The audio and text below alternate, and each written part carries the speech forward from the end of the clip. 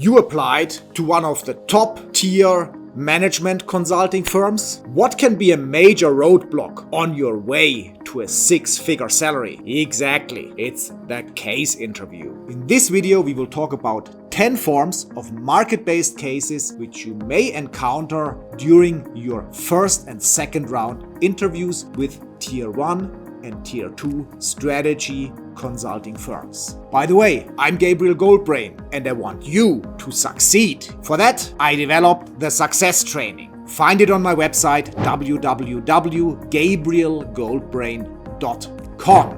Today we start right away with a slide that I prepared on the market-oriented types of cases that you may encounter. Let's dive into it. Let's start with market entry cases. An example for a market entry case could be a US company which manufactures airplane engines that wants to enter a different market, let's say South America. Here you may be asked to assess which are the most interesting and attractive markets in South America for airplane engines, and you might be asked about entry barriers and so on. Related to market entry cases are often market sizing and market segmentation cases. So you might be asked that you have to estimate the size of carpet flooring market in China, because a carpet manufacturer might want to enter the Chinese market for carpets. So first of all, you would build a market model and estimate how big the market size is, and on the other hand, you would also try to develop an understanding how big are the segments of the market. You would differentiate between wooden floorings, carpet floorings, stone floorings, plastic floorings, and other floorings, and come up with volume and value figures for these markets. They are very popular in case interviews, so be prepared for these kind of cases. They also might appear as sub-cases of market entry cases, and they're also quite easy to practice. Usually I would consider these cases rather the simpler ones, but some cases can be tricky as well. So don't underestimate it, take them seriously and practice these kinds of cases well. Oftentimes for these cases it helps you when you have a good understanding of the things around you and can make good estimates. By rule of thumb, sometimes you may need to know how long is a car. Sometimes you may need to know how many seats has an airplane. Things like this. Just you observe your environment and weave it in, and so you impress the interviewer. Another popular category of cases are growth cases. You might find yourself in an interview situation where the interviewer asks you, we have a client, private equity house. They bought a Scandinavian candy manufacturer and now they are trying to expand the company. They currently make 100 million in revenue and they're asking themselves, what can we do to bring the company to 1 billion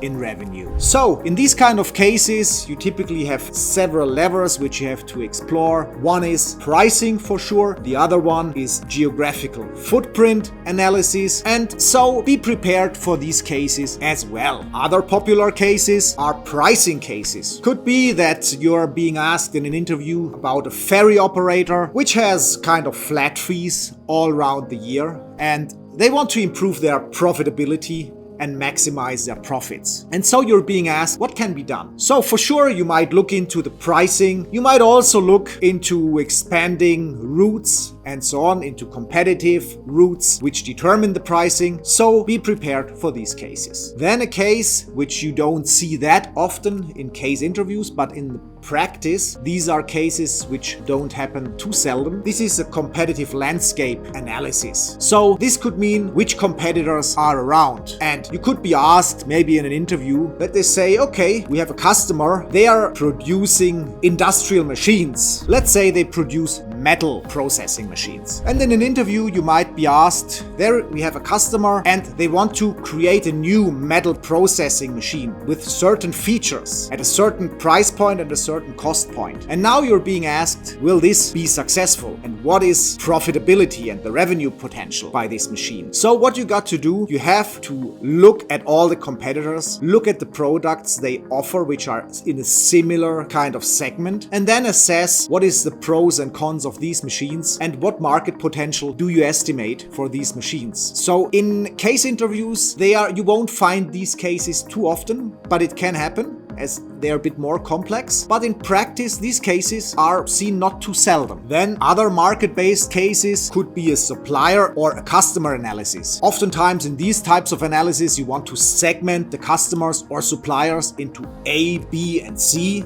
customers or suppliers, and then do something with the A candidates, with the B candidates, and with the C candidates. Typically, you want to increase business with the so-called A customers or A suppliers. With the B suppliers, typically there is not too much of the problems. And with the C suppliers, they're usually the problematic ones, the ones you want to get rid of, the ones where you need to increase prices, the ones that you have quality issues with, and these are the ones you have to work on. Or sometimes the C customers are those where you have problems with the profitability. So these you need to manage and these you need to investigate. Also be prepared for these kind of cases, although they are not as popular as market sizing cases, for instance. But these you will see frequently also in interviews in the first and second round. In interviewer-led setups like with McKinsey, you may find modules which are centered around entry barriers, which are rather qualitative in most cases. So basically the interviewer wants to see how you deal with the aspects of a market entry, what risks. Maybe you could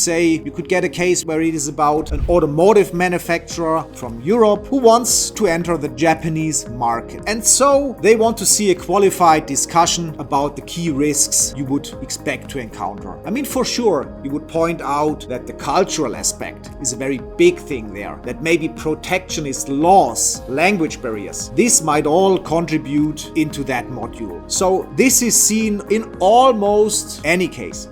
I would say maybe in a third of the cases you will have a module like this about entry barriers. So be well prepared for this one. And there also they will ask your smartness, how well you're aware of your environment, and how good you can deal with uncertainties and maybe make some estimates or assumptions about markets. And then another set of questions can center about risk assessment. Usually you won't have a whole case about risk assessment, but it may be a module. Maybe you're talking about a bank or like an insurance. And then you will be asked what kind of risks could the company face. So if you're talking about a US insurance, you may find out during your interview that they have insured a lot of properties in Florida. So what could be bad impacts there? For sure, a hurricane landfall. That could be a key risk. Other factors might be changes in interest rate. What is an impact of an economic crisis? And these things, the interviewer would want to see that you analyze these risks, that you highlight these risks, and that you're aware of these risks, which contribute to the success of the client. You will find this slide on my website, www.gabrielgoldbrain.com. Don't forget to subscribe my channel to keep up to date on the most interesting topics around your career in top-tier management consulting firms. And also like and share my video with your friends. There are 2 videos you have to watch. The first video is about the McKinsey interviews. Are they really as difficult as people think? And the second one is how to master the personal experience interview.